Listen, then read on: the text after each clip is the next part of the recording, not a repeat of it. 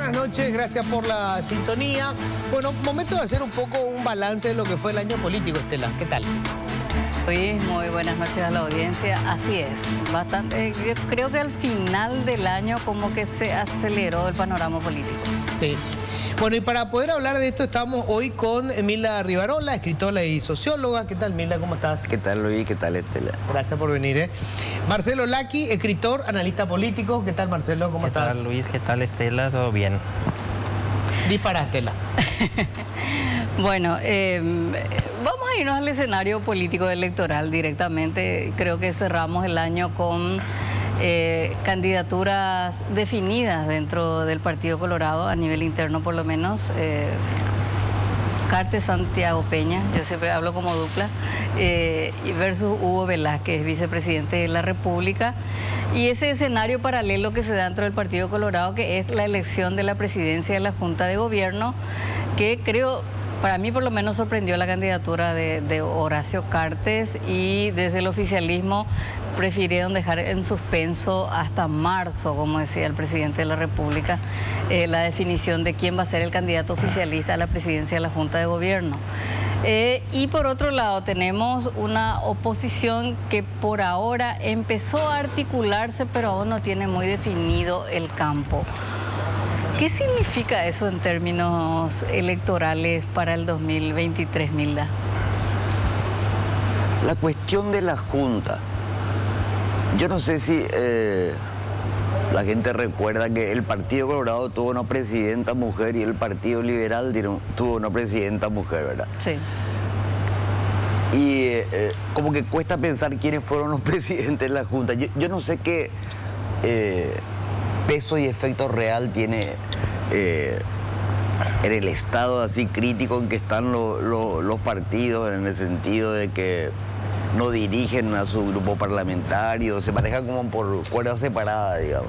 O sea, yo no le asignaría tanta importancia más que mediática, digamos, a quién es o quién no es el presidente del partido, digamos. Lo que, ya que están tirados todos los dados sobre la mesa, casi todo, digamos, por ahí hay una sorpresa milagro, digamos. Pero no sé si vale la pena ya plantear y pedir algo así. Lo que sería interesante es ver propuestas distintas entre los dos grandes candidatos de la ANR y de la ANR con eventuales candidatos de la oposición, digamos. Porque lo otro es seguir barajando nombres de vuelta, digamos. Y algo se ve dentro del Partido Colorado, pero sería interesante que empiece el debate entre visiones distintas del oficialismo y de la oposición, digamos, porque si no, como que no despierta gran pasión más que la clientelar prebendaria. El 2018 o el 2017, digamos, cuando fue Santi Peña versus Mario Abdo, sí, había había un tema fundamental que era la institucionalidad surgida a partir del debate sobre la enmienda, ¿verdad? Cosa que hasta hoy no vemos. ¿Cuál es la diferencia entre los dos? Y de ellos con la oposición, ¿verdad? O sea, es todavía muy vago el panorama. Marcelo, ¿ese escenario? Sí, sobre la cuestión de Cartes, para mí es una cuestión simbólica. Y estoy de acuerdo con Milda que el presidente del partido no cuenta nada, pero Cartes, por primera vez después de mucho tiempo, creo del tiempo de Argaña, ha construido un movimiento disciplinado, organizado, suficientemente estable, a pesar de estar la oposición de Abdo, y creo que para él es simbólico presentarse y ganar. Independiente que por allí va a cuestionar Liana, ser presidente del partido, para la normal administración, pero tiene un sentido importante, simbólico. Su lado más importante de las elecciones presidenciales, mira, yo estoy empezando a ver un nuevo escenario municipal de Asunción, una oposición que no sabe qué hacer y que está lista para entregar otra vez, como hizo con Asunción, la intendencia mucho antes de las elecciones, que es listo para entregar la presidencia de la República al Partido Colorado, que es el único que está teniendo una propuesta. Es una cuestión interesante. Tú me dijiste no ven diferencia. Yo le veo mucha diferencia en realidad. ¿Cuál? Se está dando en el Partido Colorado un enfrentamiento de lógicas de sistema de gobierno y de sistema de interpretar el manejo del Estado. Velázquez es el representante de la cultura tradicional colorada de ocupamos el Estado, lo saqueamos, dejamos a que los empresarios tengan toda su ventaja de bajo impuesto, nada de derecho laboral, etc. Entonces ellos nos permiten y nosotros manejamos como siempre.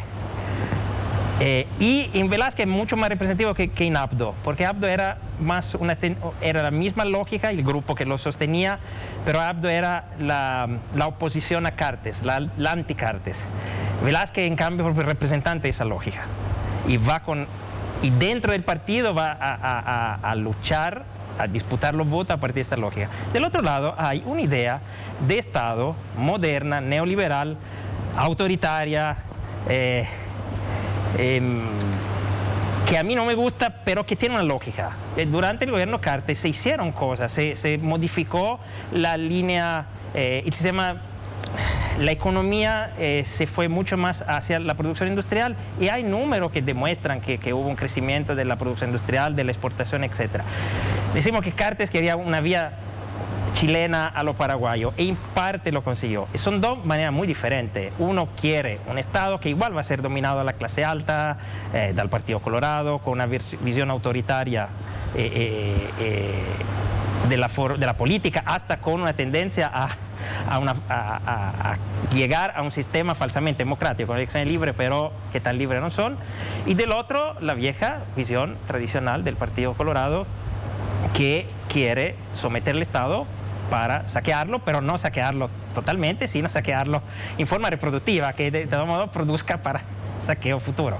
Claro. Y hay una disputa, por lo menos existe. A la gallina, los huevos. Exactamente. Pero agarra todos los huevos y dar algo a la gallina para que no se muera. Y te digo, por lo menos hay una disputa. Porque en la oposición yo no veo nada. Lo siento, pero no veo nada. No veo ni una propuesta alternativa a esas dos.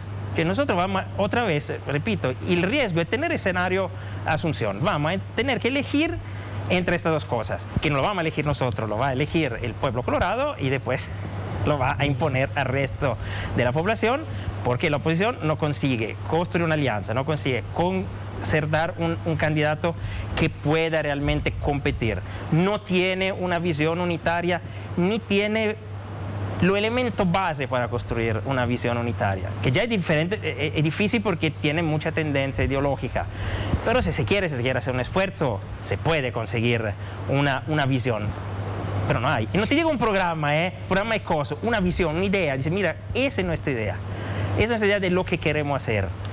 Lo que vimos en la oposición, hubo dos movimientos. Por un lado, los grupos de izquierda que hicieron este Ñemonguetaguazú, y en donde dijeron más de lo mismo, ¿verdad? O sea, es el discurso que de hecho a los propios integrantes de la izquierda convence, ¿verdad? Se habló del agronegocio, digamos, de los impuestos al tema de la exportación, o sea, un poco el discurso era como autoconvencerse ellos mismos, ¿verdad? Porque ya está ahí.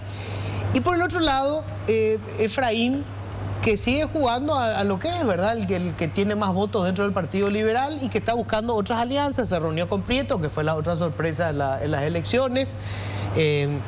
Prieto que le tiró un piropo ahí a Katia González, que dijo que le gustaría que fuera Katia, pero van a ser elecciones a padrón abierto, entiendo, con lo cual seguro que la estructura del Partido Liberal se define.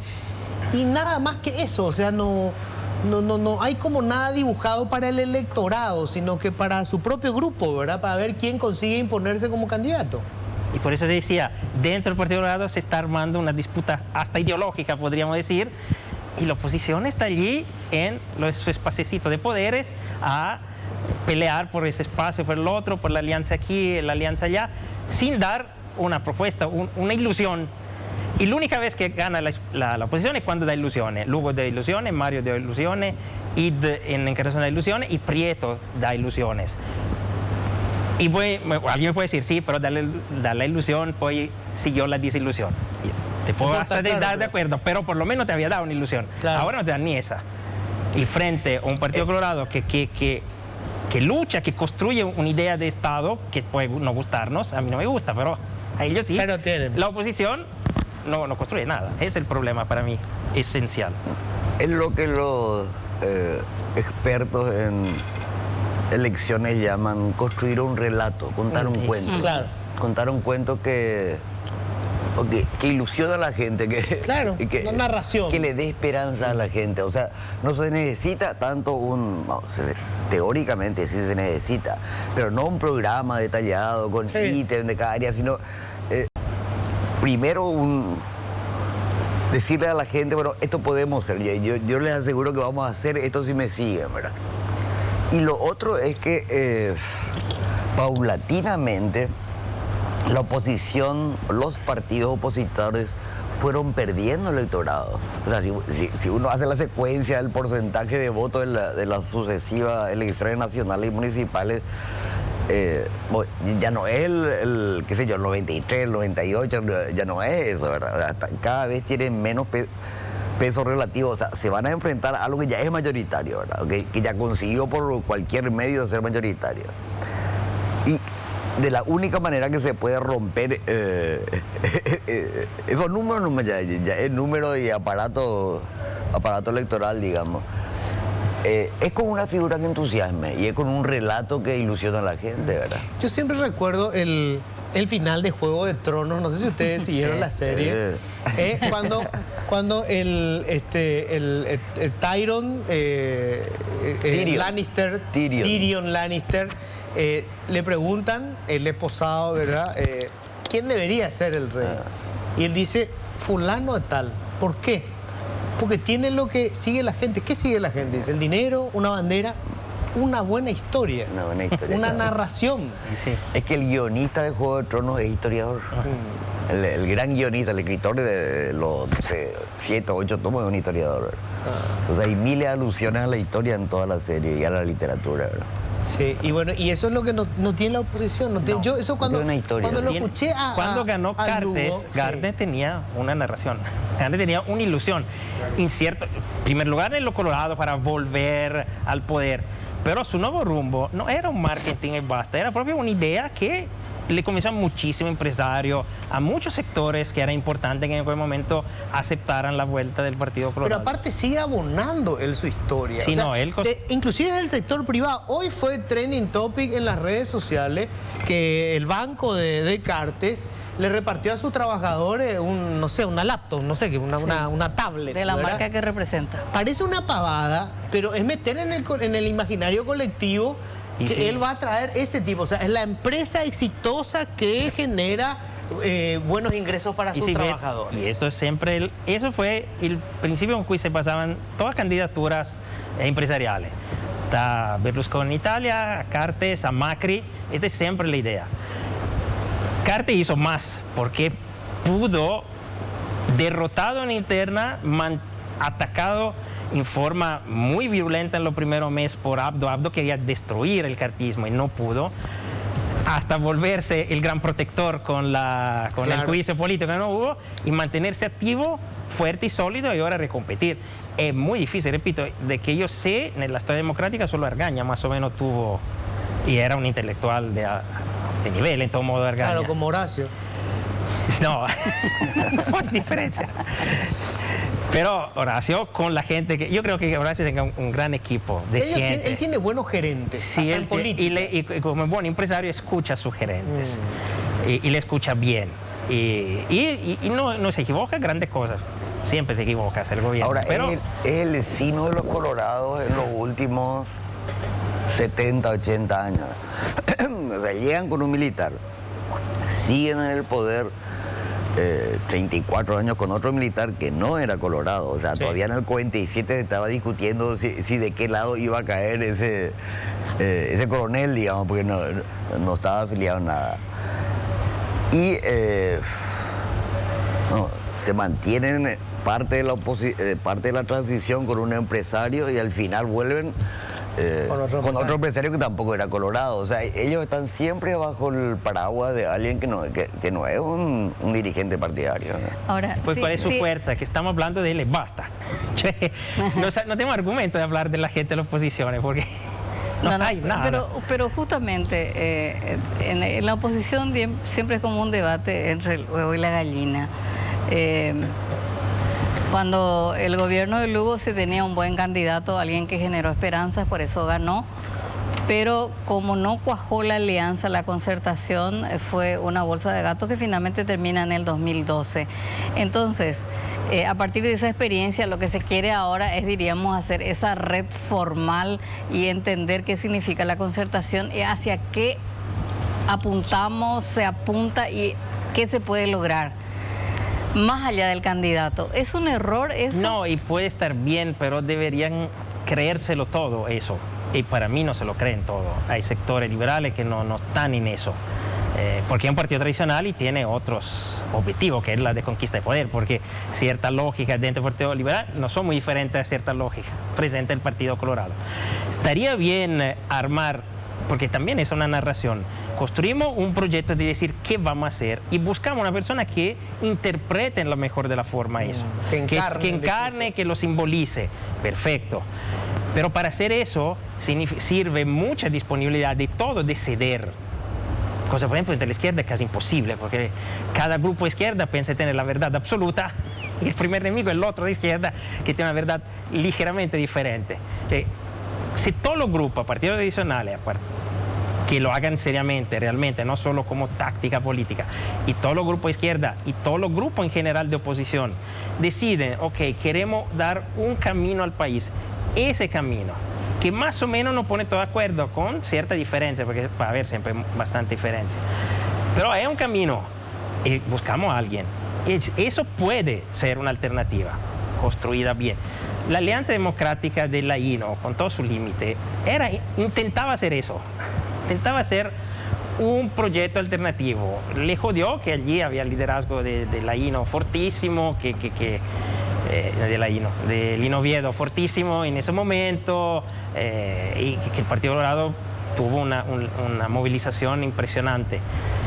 Pero esa era la idea, que unir detrás de un proyecto con una persona que en todo modo en ese momento era representativa. Tenía el defecto de ser liberal, pero unificaba ese espacio. Y ahora pero no tenemos ni la persona y no tenemos ni la construcción. Me da la impresión de que la oposición no encuentra la forma de canalizar el descontento. O sea, no encuentra el discurso que de alguna manera atraiga al descontento, que la gente identifique y diga, sí, ese es el problema. Porque si habla, por ejemplo, el agronegocio, a la mayoría de la gente no le dice nada a eso. O sea, ese es un discurso para un grupo de la izquierda, pero no es un discurso popular en una sociedad altamente conservadora. Este es un país de pobres de derecha. Entonces, ese discurso no le dice nada. ¿Cómo que no atrae? Ahora, o sea, que como que la protesta y el plagueo y las demandas de derechos pertenecen a la gente. O sea, que a nosotros nos toca hacer eso y lo hacemos espontáneamente, claro. Eso, ¿verdad? Pero si alguien se propone liderar para acabar con esos núcleos de problemas, no puede protestar también. O sea, no sé cómo decirte. Voy a los candidatos opositores en general y están haciendo lo mismo que hacemos nosotros. O sea, sí. Yo no quiero escuchar eso, yo quiero escuchar, bueno, ya sé ese problema, yo le voy a llevar a otra parte o conmigo vamos a ir a solucionar esos problemas. O sea, y me recuerda mucho a lo que es el actuar liberal bajo el estronismo. O sea, eso de que ya estaban resignados a su tercio de parlamento, se peleaban por ese tercio de parlamento que les tocaba por la ley de mayoría con prima. Y hacían una oposición testimonial, o sea, no estaban jugando a ganar, digamos, sabía que no iban a ganar, ¿verdad? Pero sí, lo que falta es el relato y falta la gente a quien faltan los candidatos o las candidatas a quien la gente le crea ese relato, que despierte esperanza por la única manera. Quiero ir, porque a mí siempre me gusta bajar en lo real y en el terreno. Hoy, ¿cuáles son las figuras que se mencionan dentro de la oposición para disputar, diríamos, esa chapa de la concertación? Y le tenemos obviamente a Efraín Alegre, que no va a ceder su lugar, ¿verdad? Después le tenés internamente dentro del Partido Liberal al gobernador de Cordillera, Hugo Fleitas, que tiene que hacer un trabajo inmenso para que se sepa quién es, porque nadie sabe quién es. Y luego le tenés a Katia González, que representa más o menos a ese grupo que no es ni de izquierda ni de derecha, pero que sí tuvo, diríamos, como proyecto triunfalista, la alianza como Prieto y como Luis Itz, diríamos, ¿verdad? Y Carlitos Rejala, el diputado que surgió hace poco con una ficha más de Blas Llano, diríamos, que yo no entendía un poco cuál es la jugada de Blas Llano ahí, porque internamente apuesta por Hugo Fleitas, pero dice que si hay una disputa por la concertación va a apostar por Carlos Blas Rejala. Llano parece que tiene una eterna interna con Efraín, ese nomás. Claro. Partido Dama con Efraín. Esto es lo que hay hoy. No sé qué puede surgir milagrosamente una figura dentro de 6 meses, pero este es el menú de la oposición hoy. Y por eso la gente se va a otro restaurante, porque con ese menú. El tema es que te das cuenta que son todas candidaturas divisorias, no unificantes. Efraín el máximo, pero lo otro no unifican porque o no le conoce nadie, o son demasiado sectoriales, ¿no? Demasiado representativas de un aspecto. Y si tú tienes que enfrentarte con un partido que es hegemónico, que nosotros tenemos que entenderlo, la ANR es un partido hegemónico, asumímoslos. Ellos hay elecciones y ganan siempre. No, es posible ganarlos. Hay demostración empírica para eso, pero hay que construir un proceso para ganarlos. No es solo nos candidatamos, soy bueno, grité contra la corrupción y gano, porque todo el pueblo me levanta en andas. No funciona así. Tiene que construir una alianza que reúna y que más o menos gran parte de la gente, de los partidos, acepte tu candidatura, y tu candidatura debe ilusionar a la gente, debe ser unificante. Necesita votos de Colorado, o por lo menos que Colorado no se vayan a votar. Pues no quieren votar contra su partido y no se van a votar. O que te voten. Porque si no es imposible. Ahora, tengo que hacer una pausa brevísima. Enseguida vamos a hablar justamente de eso, ¿verdad? ¿Hay posibilidad de que surja alguna figura que hoy no está en el menú político? ¿O es posible que la gente cambie la percepción que tiene, no sé, de Efraín Alegre, que sea abducido por los extraterrestres, venga un reemplazo? Breve pausa, ya volvemos. Nosotros como la isla del tesoro, ¿verdad? Buscando si podemos desenterrar algún candidato de alguna isla remota, ignota en este momento. Pero qué difícil, qué mediocre es nuestra clase política también, ¿verdad? Qué difícil encontrar figuras que sean descollantes, que vos digas, bueno, esta es una figura. Porque inclusive dentro del Partido Colorado convengamos que Hugo Velázquez es una figura mediocre dentro del partido, no es un tipo que tenga un discurso, una labia. Y Santi Peña lo sacaron de la galera, lo sacó Cartes, porque ni siquiera era colorado. Sí, no, eso pero depende de una práctica que en realidad no es solo paraguaya, de los viejos, de matar a todo el joven que surja, impedir que surjan gente que realmente le haga competencia a la juventud. Un Boric de 35 años, presidente de la República de Paraguay, es imposible. No porque no haya gente como él, es que le van a impedir de todas formas de surgir y de asumir. Que Santi, que es suficientemente joven, es justamente porque lo impuso Cartes, no porque pudo surgir del debate, de la carrera. Como la candidatura de Blanco Velar, no es que una mujer surgió como una candidata, no, sino que fue impuesta por Nicanor. Sí, creo que de hecho la última figura política que se impone por sí sola es Nicanor. Sí. O sea, Nicanor es el único animal político que se convierte en líder. Era un líder. Y aparte, digamos, tiene coherencia en su discurso. ¿Verdad? Después, en la práctica, es tan corrupto como el resto, ¿verdad? Pero hay un discurso político construido a partir de los principios del partido, pero después se acabó, no hay nada. En los dos principales partidos. La gran, me acuerdo que cuando estuve los primeros años en Paraguay, la gran esperanza era Riera, que pero acabó. Sí, también mal, pues lo repescaron, pues lo acabó mal. Pero en ese año era eso, lo único joven que estaba surgiendo, y después no hay jóvenes. Qué curioso que menciones, porque es que interesante cómo, fíjate vos el caso Riera, la clase política lo condena. Porque él, claro, él tiene, digamos, retórica. De hecho, en el Parlamento hizo uso y abuso de su retórica y se mofó de la mediocridad de sus compañeros. Y la mediocridad colectivamente le castigó. Y sí, pero en la izquierda es lo mismo. Son todos viejos los líderes. Son la gente que manejó la transición, que eran líderes de la oposición en el 86, el 87, 88, y son todavía ahora. Y no hay joven de izquierda, no, porque han hecho todo para matarlo a todos. No es que le matan físicamente, Claro. le matan políticamente, le impiden surgir. Y cuando tú tienes una clase política así, y después claro que vas a buscarlo presidente en cualquier otro lado y no en la clase política.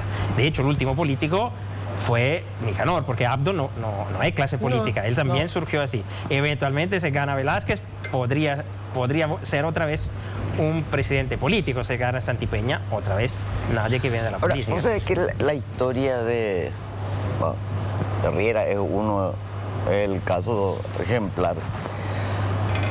Los colorados en general eran campechanos.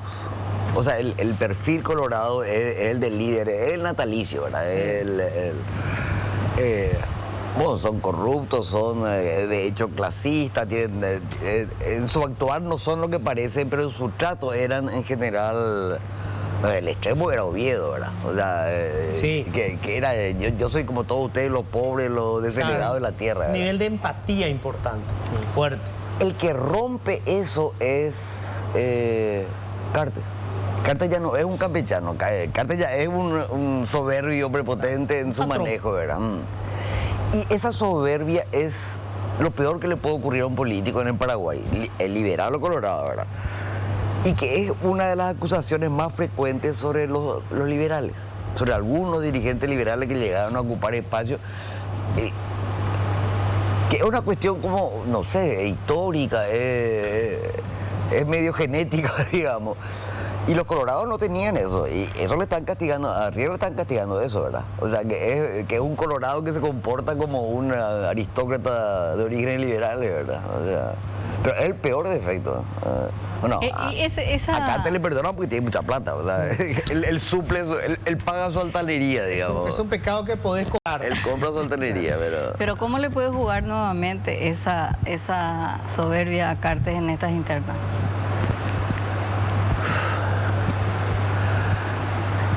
Yo creo que él va a tener... Porque vos mencionabas no hace mucho, porque Mira, que él repite. Peña tampoco es campechano. Peña No. es la personificación Del Chuchi. Del Chuchi. Del Chuchi. Niño bien. Claro.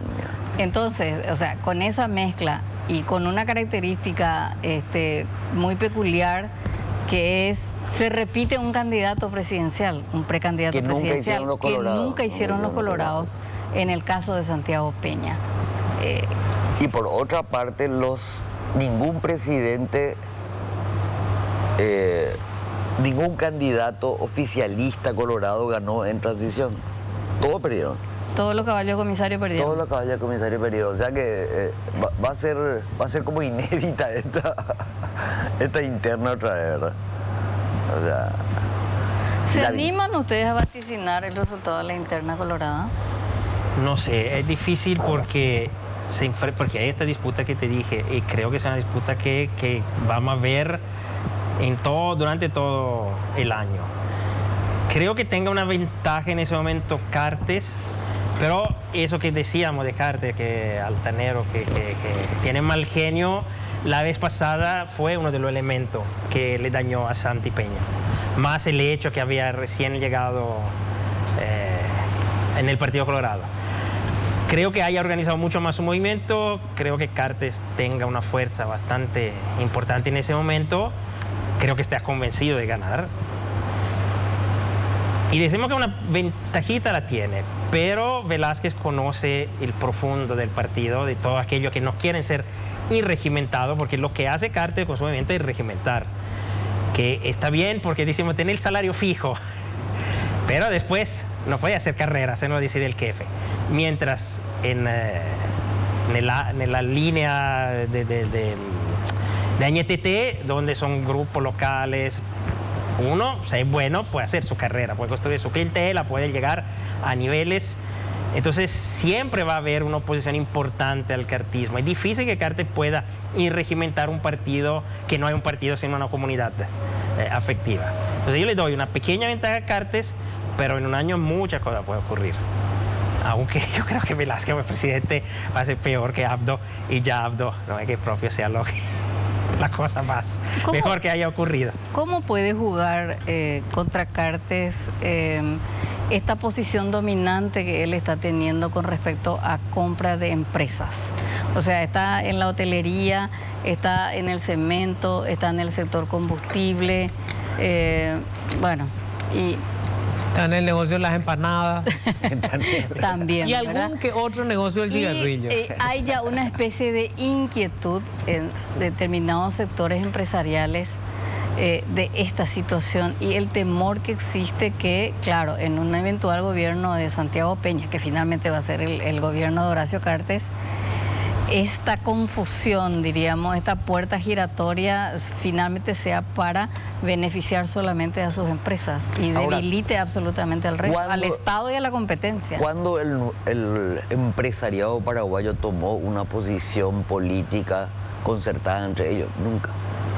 Nunca. O sea, allí hay una sumatoria de intereses, de sociedades, de ruptura, de sectores, no sé, pueden expresarse de repente, pero su posición política en general siempre es estar al lado del gobierno, sea cual fuera, ¿verdad? Bueno, menos Lugo, digamos, eso no le gustó, ¿verdad?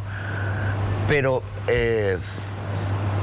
no es la fiebre brasileña, digamos, no son las corporaciones empresariales de países con mucha industria o con mucha independencia del empresariado del Estado. El empresariado paraguayo está muy ligado y muy dependiente del Estado hasta ahora, aunque sea porque no quiere pagar impuestos y ese Estado o ese gobierno le permite hacer eso, ¿verdad? Pero no, ellos no tienen autonomía ni proyecto político propio, ¿verdad? O sea, cada uno financiará uno de otro candidato, digamos, pero no...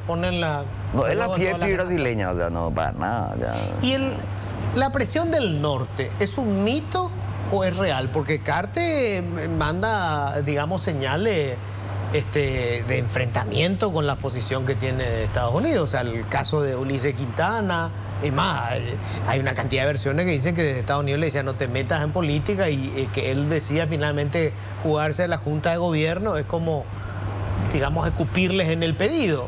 ¿Hay algo de eso? O sea, ¿tiene realmente alguna influencia Estados Unidos o le interesa realmente influir en lo que pase en Paraguay? O sea, que Estados Unidos no sé, pero embajadores europeos, y creo que también Estados Unidos en gran parte, cuando preguntabas, bueno, ¿qué interés tiene usted en Paraguay? O sea, o su país, ¿qué interés tiene? Te hablan de cambio climático, te hablan de droga, y ahí nomás se quedan, o sea, no. O sea, mientras él le garantice las dos cosas o alguna política, le importa muy poco. Sí, mira que... Pero lo que es así, democracia, política social, en general no le importa a ninguna potencia, en serio, ¿verdad? O sea, no. Yo creo que a Estados Unidos le importó Paraguay en el pasado cuando el frente de batalla era América Latina, con todos los movimientos sociales, los alendes que surgían allí a sorpresa, los Castro. Hoy la frontera de batalla de Estados Unidos es China, el Océano Pacífico, y claro, igual tiene un ojo acá, sigue, financia sus proyectos de cooperación, etcétera, pero hasta allí nomás. O sea, no ni creo. patio trasero. No, patio trasero, pero lejanito. Vamos, una vez en cuando le vamos a pasar para cortar el pasto, estiramos un poco de abono. Vamos a controlar, pero es que vamos a estar allí pendientes de lo que pasa. Yo no creo que sea, en este momento ya cambiaron mucho los equilibrios. Después del fin del ALCA, América Latina se volvió un problema limitado y confronta el crecimiento enorme de China popular, que compite en el lado económico, que es muy preocupante, también del lado militar, supuestamente, porque de todo modo es una fuerza nuclear.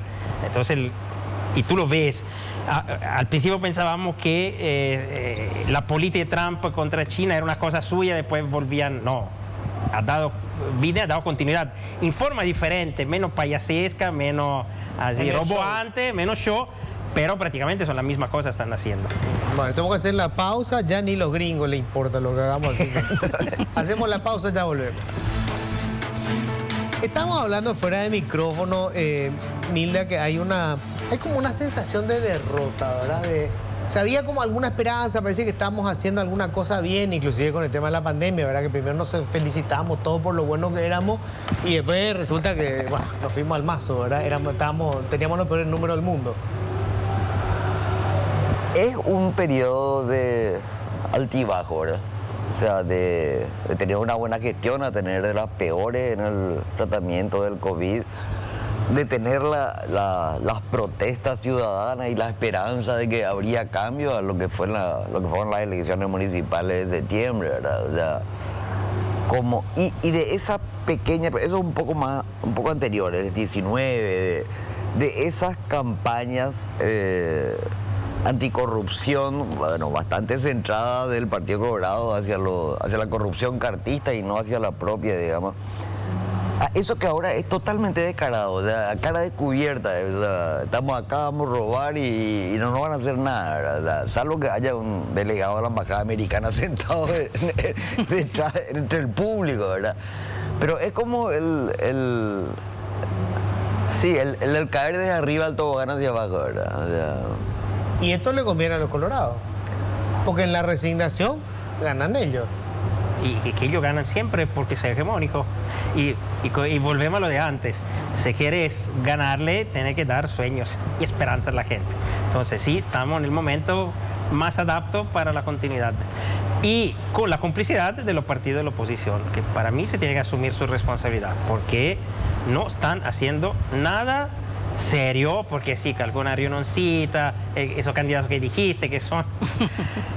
A ver, no vamos a comentar cómo son, pero no son la respuesta a lo que te está diciendo la NR, lo que te está metiendo en el plato. Entonces, repito, como empecé, estamos frente otra vez a un escenario Asunción, municipales de Asunción. Se entrega a la NR y la NR disputará entre sí cuál modelo triunfará. La oposición y mirando con por allí algunos gobernadores, un paquete de diputados, pocos de senadores, y estamos felices así. Y si son felices ellos, nosotros, ¿qué le vamos a decir?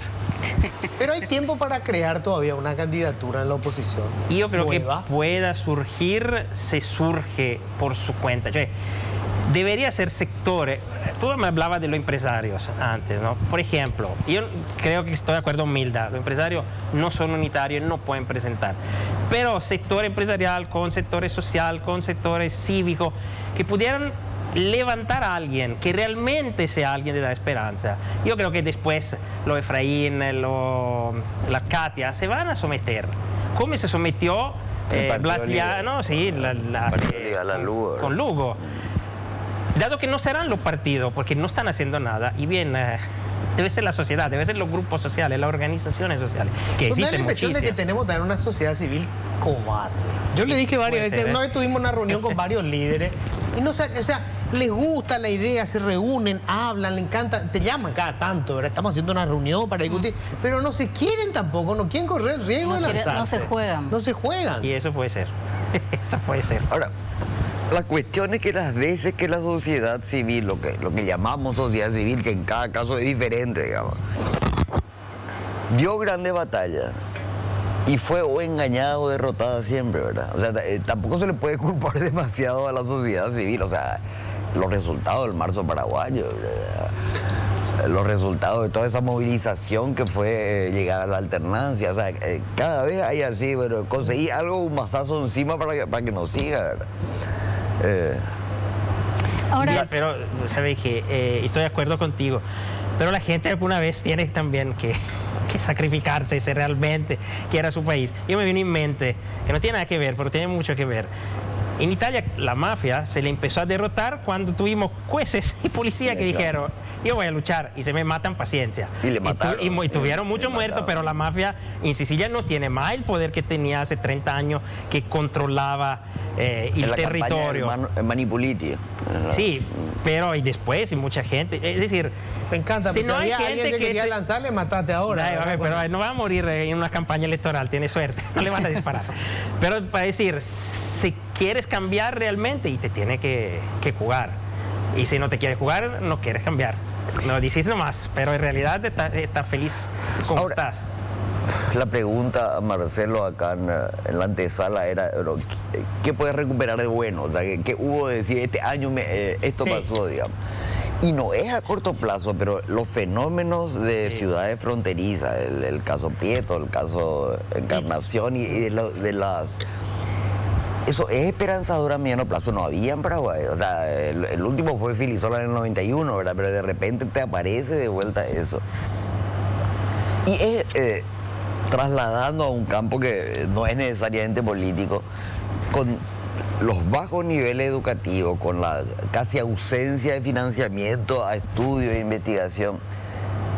Jovencitos trajeron premios regionales de matemáticas. Sí, salieron medallas de oro en matemáticas. Sí. Hay remeros que vinieron ahora de Colombia y trajeron medalla de oro. Y voy a decir, ¿cómo? O sea, ¿cómo esta gente puede, digamos, dentro de ese mar de limitaciones, de desesperanza, de repente te salen jovencitos que te dicen... estamos en primer lugar, somos buenos, somos muy buenos nosotros, digamos. Interesante, Dan, que hay algunos políticos que se salieron un poco del marco, como el intendente de... Estigarribia. Exacto, ¿verdad? Que... hablando de transporte eléctrico. Que ahora está hablando de transporte eléctrico. El de Villa Elisa. Y el de Villa Elisa. Y el resultado en las elecciones, vamos, ¿no? El tipo fue una paliza, lo que 70% no sé qué sacó. O sea, hay como algunos, digamos, movimientos exitosos, inclusive de la política tradicional. Pero no es un peso pesado dentro de su partido. No es. Y sí, pero es que hay gente, yo he trabajado el último año mucho sobre cuestiones estudiantiles, y hay mucho liderazgo, y Colorado y liberales son liderazgo. El problema es que esos liderazgos le van a hacer surgir, le van a dar el espacio para que puedan surgir. En cambio, la política tradicional es que si quiere surgir, tiene que irte con un político, hacerle el cebador de tereré, entrar en su lógica clientelar y hacer lo mismo, repetir lo que hace él. Entonces, el joven tiene que repetir lo que hace el líder y tendremos la misma clase política de siempre. Joven que no quiere repetir, le castran. Y ese es el problema, porque no es que no hay gente. Y algunos consigue con esfuerzo, porque se juega sobresalir como eso que sí. No hay que trabajar entonces por fuera de los partidos. Y me venía nomás a la mente el caso Boric. Boric es un fenómeno no solo por su juventud o porque logró los votos de manera histórica, sino porque él compitió en una interna y le ganó al mejor candidato que pudo haber presentado el Partido Comunista de Chile en 30 años. Sí. Él le ganó con un discurso en contra de Bachelet, en contra del Lago, en contra de la concertación. O sea, hay una renovación, pero me da la sensación también de que aquí siempre esperamos que se les dé el espacio y no que se ganen su espacio. No, está bien. Y el problema es que no le tiene que castrar. Claro que la lucha política es construir tu espacio, no es que te tengo que poner la mesa. Y el problema es que te impido y te bloqueo y te someto en todo momento y allí no surge nadie. Boric, yo conozco la historia de esos grupos, de lo que fue Revolución Democrática y todo el grupo alrededor de eso, y son gente que venía de la lucha estudiantiles fuertes, como la que tuvimos nosotros, que construyeron su propio espacio alternativo y que pudieron armar un proceso, algunos dentro de los partidos históricos, otros con nuevos partidos, y se jugaron y no tuvieron nadie que le golpeó con un palo para impedirle. Hay una construcción, hay un jugarse. Claro, también aquí la gente se quiere, tendrá que jugarse. Yo lo que decía es que los partidos tradicionales tienden a impedir eso, tienden a impedir esa renovación. Entonces lo que pasa es que o gente pueda surgir sorpresivamente, o el resto son aniquilados o insertados en el esquema tradicional. Se acostumbra a decir, solo así haré política y hago como me dicen de ser. También es la cuestión del cuento y el relato que o sea, uno lo oye hablar y ese no es el discurso de los partidos comunistas, no es el discurso de los socialdemócratas.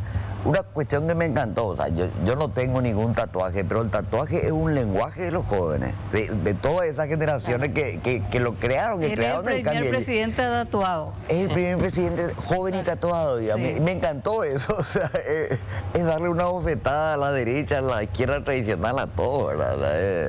Es hablar al futuro, ¿verdad? Es hablar al futuro.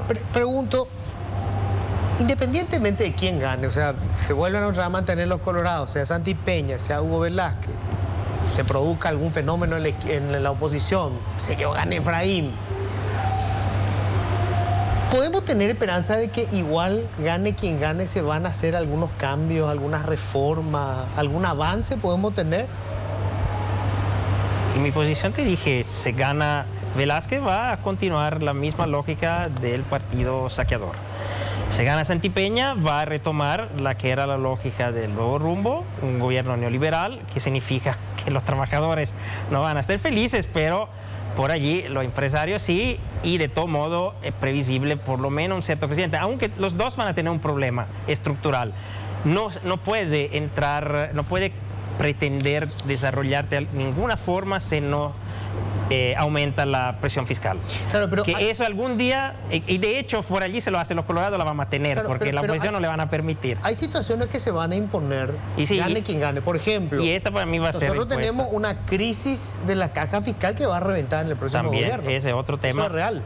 Y hay cuestiones, sí, pero Tenemos una deuda externa creciente que ya no es la caja pagable fiscal, en los próximos años. hay forma también muy neoliberal de resolverla y no positiva. El sistema impositivo es algo que gane quien gane tendrá que enfrentar, porque Cartes jugó mucho sobre la idea del endeudamiento externo y con eso sostuvo su crecimiento. Ya tenemos, gracias al COVID, un nivel que ya Sí, ya no tenemos que más. no aguanta, no es más sostenible, y tendrán que inventar otra cosa. Entonces, por ejemplo, es una de las cosas que sí o sí van a hacer. Y lo mismo la oposición. Ganar a Efraín, que dijo miles de veces que él no va a aumentar los impuestos, y va a tener que hacerlo. Y por ello es más fácil que lo hagan los colorados que los liberales, porque los colorados le van, como Nicanor a su tiempo le convenció a los empresarios a pagar algún impuestito, por favor. Y por allí Cartes el más adapto, no sé. El tema es que, de todo modo, estamos en una disyuntiva en ese momento.